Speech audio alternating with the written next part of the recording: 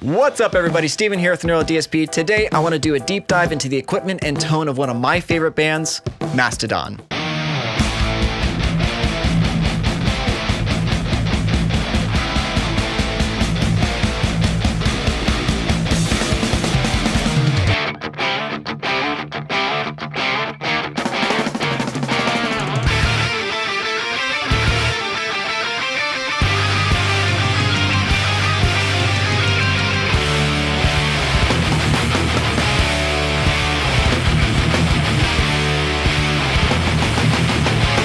Okay, so for this episode, I want to dig a little bit deeper into the equipment of the artist that I'm looking at today. Now, I'm not going to get into every single piece of gear that they've used, but I do want to go over the broad strokes of their past and present choices in guitars and amplifiers. That way we can at least have an understanding of the preferences that they have. Now, we may not have the exact same equipment on hand, but if we understand their approach to tone, we can take similar steps. So Bill Kelleher's preferences in guitars generally have steered more towards the Gibson style of guitars. He had both a Les Paul and Explorer style signature model with Gibson before he moved on to ESP guitars in 2015. But even then, both signature guitars he has with ESP have emulated the style of his signatures he had with Gibson. One model is an Eclipse style, which is more or less a Les Paul style body, while the other one is a modification off of the Explorer style body called the Sparrowhawk. Both ESP and LTD versions of the Eclipse model carry his signature lace pickups, the Dissonant Aggressors, while the Sparrowhawk on the other hand carries the Lace Divinators. Both sets of pickups are passive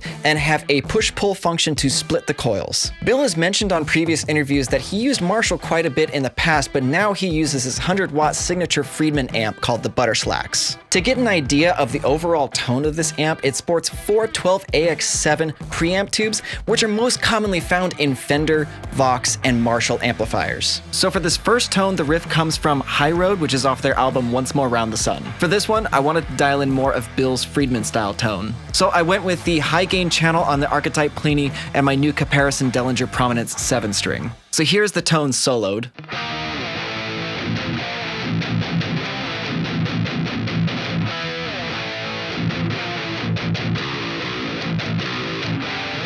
So let's go ahead and go over the tone. To start with the overdrive pedal, I turned the drive almost all the way down, the tone all the way up, and I turned down the drive level a bit. My focus here was to brighten up the tone, and by bringing down the output level, I actually made it so that it wouldn't saturate quite as much when it hit the head stage. In that sense, I generally use this more for tone shaping than I did anything else. So from there, I went to the head section. I actually boosted the master volume control and turned down the output because I wanted a little bit more warmth out of the power amp section. From there, I turned up the treble, I turned up the presence, the bright knob, and I turned down the gain just a little bit. So moving on to the EQ section, you can see that I boosted the lows and I boosted the highs just to try and tone match between the original track and the recorded track. So let's go ahead and listen to it on and off real quick.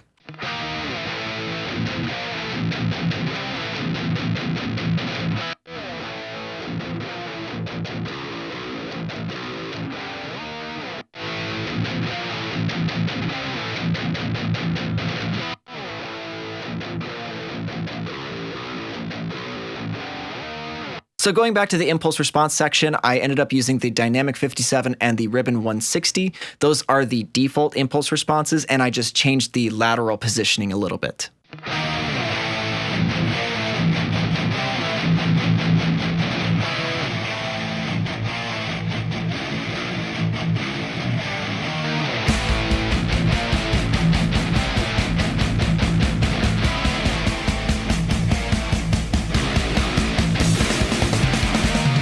Now, Brent Hinds has been a little bit less active in the signature model scene as Bill, but has nevertheless had some signature models and custom models made for himself. At one point, he did have a signature model with Gibson, which was a Silverburst Flying V with humbucking pickups. Nowadays, you can generally find him playing his vintage Gibson SG or his custom acrylic Flying V from Electrical Guitar Company. And about a year ago, Orange released the Brent Hinds signature Terror Lunchbox amp.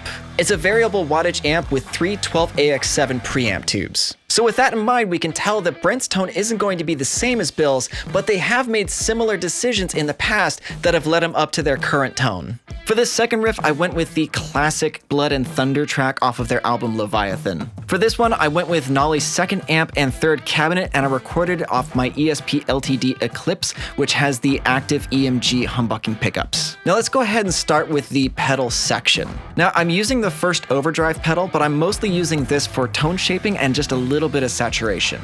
So if you're trying out this preset yourself, the real trick is to dial down the input gain just so this first overdrive pedal is barely touching your signal. And then after that, I use the second overdrive pedal for the high gain tones, and I assign that to my MIDI pedal board so that way I can turn it on and off in the standalone version.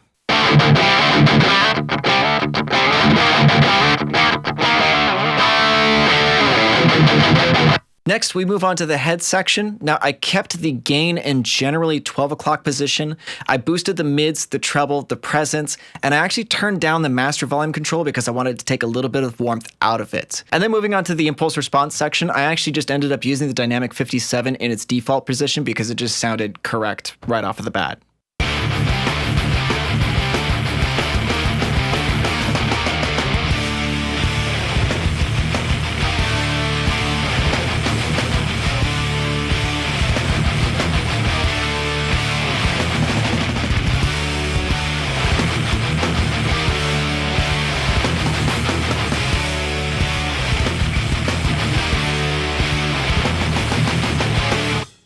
Thank you so much for checking out this video. Please like, share, and subscribe, and hit that bell icon for notifications. Comment down below. Let me know if you like how I redid the artist series this week. I went a little bit deeper on the research into the specific steps that they did and the equipment they used to get their signature tone. And if you have an artist or a guitarist that you want me to feature on one of these episodes, go ahead and let me know in the comments. And as always, I'll see you in the next video.